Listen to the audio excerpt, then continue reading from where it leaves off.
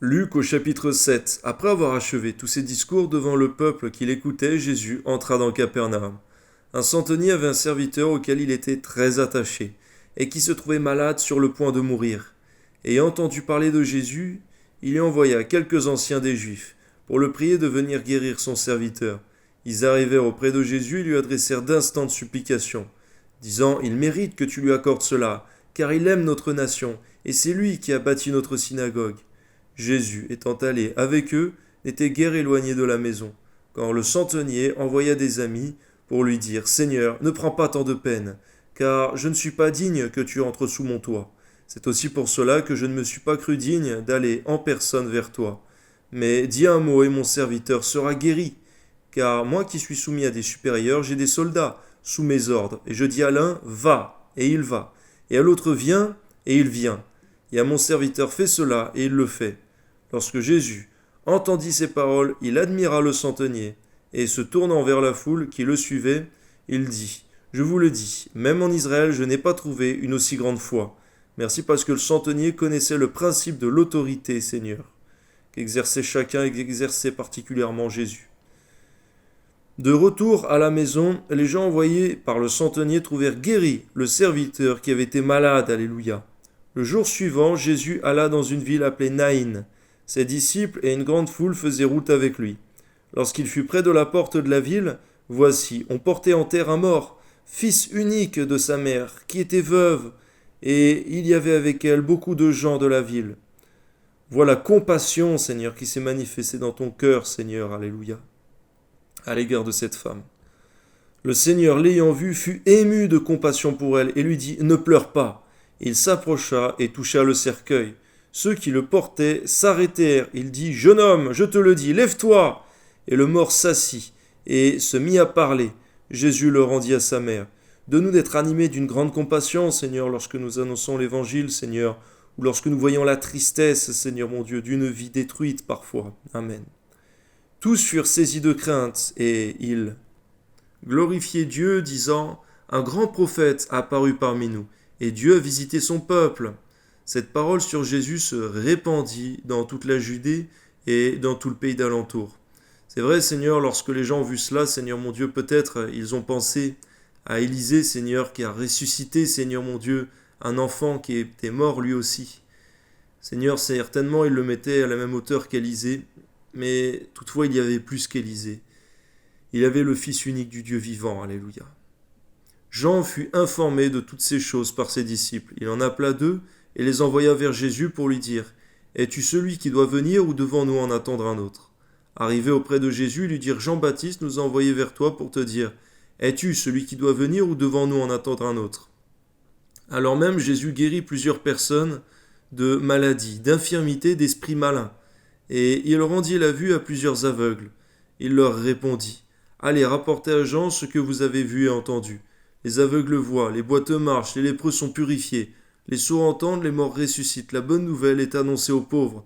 Heureux celui pour qui je ne serai pas une occasion de chute. Alléluia. » Lorsque les envoyés de Jean furent partis, Jésus se mit à dire à la foule au sujet de Jean « Qu'êtes-vous allé voir au désert? Un roseau agité par le vent? Mais qu'êtes-vous allé voir? Un homme vêtu d'habits précieux? Voici, ceux qui portent des habits magnifiques et qui vivent dans les délices sont dans les maisons des rois. Qu'êtes-vous donc allé voir? Un prophète? Oui, vous dis-je, et plus qu'un prophète. C'est celui dont il est écrit, voici. J'envoie mon messager devant ta face pour préparer ton chemin devant toi.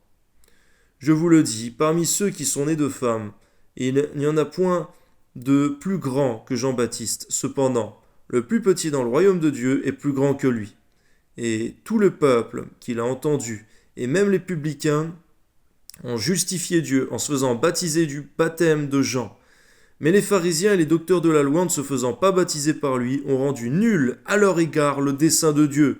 Que jamais tes desseins, Seigneur, à notre égard ne soient nuls. Amen. À qui donc comparerai-je les hommes de cette génération? Et à qui ressemblent-ils?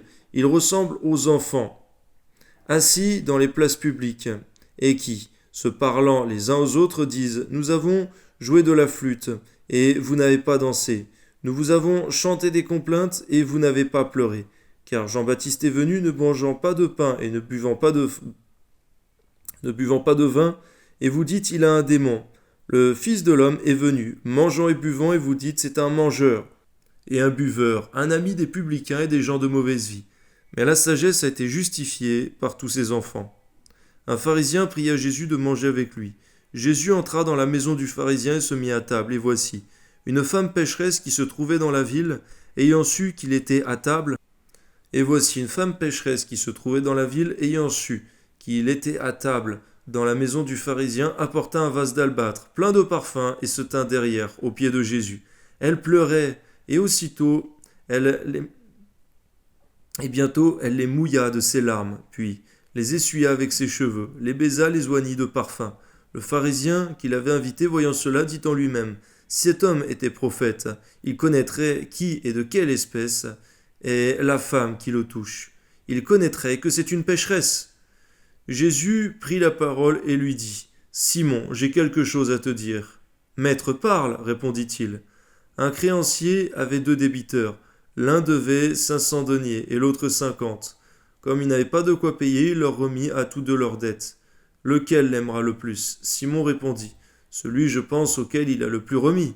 Jésus lui dit, tu as bien jugé. Puis se tournant vers la femme, il dit à Simon, vois-tu cette femme? Je suis entré dans ta maison et tu ne m'as point donné d'eau pour laver mes pieds. Mais elle les a mouillés de ses larmes et les a essuyés de ses cheveux. Tu ne m'as point donné de baiser, mais elle, depuis que je suis entré, elle n'a point cessé de me baiser les pieds. Tu n'as point versé d'huile sur ma tête, mais elle a versé du parfum sur mes pieds. C'est pourquoi je te le dis, ses nombreux péchés ont été pardonnés, car elle a beaucoup aimé. Seigneur, donne-nous de ne point peu t'aimer, Seigneur mon Dieu, dans nos cœurs, et en vérité, Seigneur, en action. Alléluia. Mais celui à qui on pardonne peu aime peu. Et il dit à la femme, tes péchés sont pardonnés, alléluia. Ceux qui étaient à table avec lui se mirent à dire en eux-mêmes, qui est celui-ci qui pardonne même les péchés? Mais Jésus dit à la femme, ta foi t'a sauvée, va en paix, alléluia. Merci parce que les raisonnements humains n'arrêtent pas ton œuvre, Seigneur, n'arrêtent pas ta parole, alléluia. Amen.